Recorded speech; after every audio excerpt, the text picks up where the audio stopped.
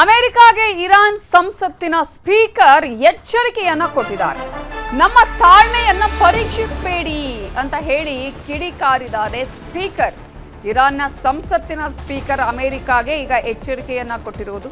Speaker Mohammed buffer ಗಾಲಿಬಾಫ್ ವಾರ್ನನ್ನ ನೀಡಿದ್ದಾರೆ. ಅಮೆರಿಕಾದ ಎಲ್ಲ ಚಲನವಲನಗಳನ್ನ ನಾವು ಗಮನಿಸ್ತಾ ಇದ್ದೇವೆ. ನಮ್ಮ ತಾಳ್ಮೆಯನ್ನ ಪರೀಕ್ಷೆ ಮಾಡಬೇಡಿ ಅನ್ನುವ ಎಚ್ಚರಿಕೆಯನ್ನ ಕೂಡ ಕೊಟ್ಟಿದ್ದಾರೆ ಈಗ ಸ್ಪೀಕರ್. ಅಮೆರಿಕ ಮಾಡ್ತಾ ಇರುವಂತಹ ಈ ಎಲ್ಲ ಕಳ್ಳಾಟಗಳು, ಬೆಳವಣಿಗೆಗಳು, ಅಮೆರಿಕ ಹೇಳ್ತಾ ಇರೋದೊಂದು, ಮಾಡ್ತಾ ಇರೋದು ಒಂದು.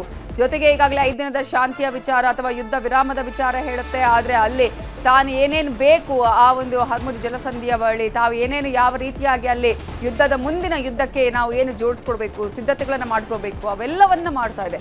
ಹಾಗಾಗಿ ಮತ್ತೆ ಮತ್ತೆ ನಮ್ಮ ತಾಳ್ಮೆಯನ್ನ ಪರೀಕ್ಷಿಸಬೇಡಿ ಅಂತ ಇರಾನ್ನ ಸಂಸದ ಸ್ಪೀಕರ್ ಕೂಡ ಈಗ ಎಚ್ಚರಿಕೆಯನ್ನ ಕೊಟ್ಟಿದ್ದಾರೆ.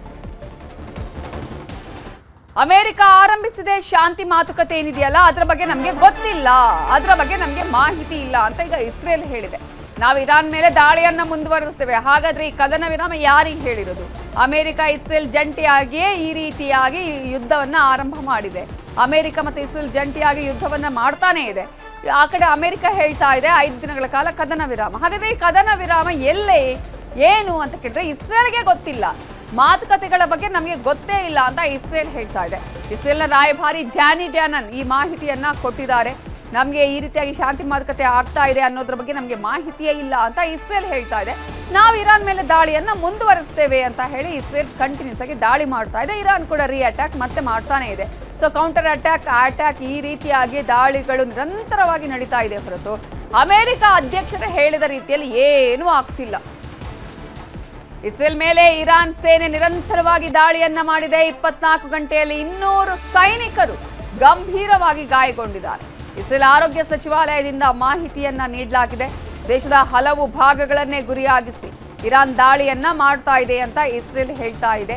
24 ಗಂಟೆಯಲ್ಲಿ 200 ಮಂದಿ ಸೈನಿಕರು ಈಗ ಗಂಭೀರವಾಗಿ ಗಾಯಗೊಂಡಿದ್ದಾರೆ. ಇರಾನ್ ನಿರಂತರವಾಗಿ ದಾಳಿ ಮಾಡ್ತಾ ಇದೆ ನಮ್ಮ ಮೇಲೆ ಅಂತ ಹೇಳಿ ಇಸ್ರೇಲ್ ಮಾಹಿತಿಯನ್ನ ಕೊಟ್ಟಿದೆ.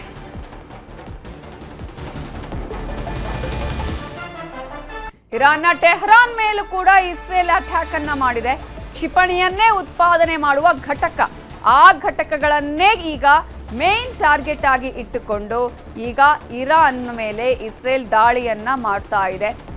ಅದರಲ್ಲೂ ಪ್ರಮುಖವಾಗಿ ಟೆಹರಾನ್ ಮೇಲೆ ಅಟ್ಯಾಕ್ ಮಾಡಿರೋದು. 2 ಸ್ಥಳಗಳ ಮೇಲೆ ಇಸ್ರೇಲ್ ಸೇನೆಯಿಂದ ದಾಳಿ ನಡೆದಿದೆ. ಟೆಹರಾನ್ನ 2 ಸ್ಥಳಗಳ ಮೇಲೆ ಡೆಡ್ಲಿ ಅಟ್ಯಾಕ್ ಅನ್ನ ಮಾಡಿದೆ ಇಸ್ರೇಲ್.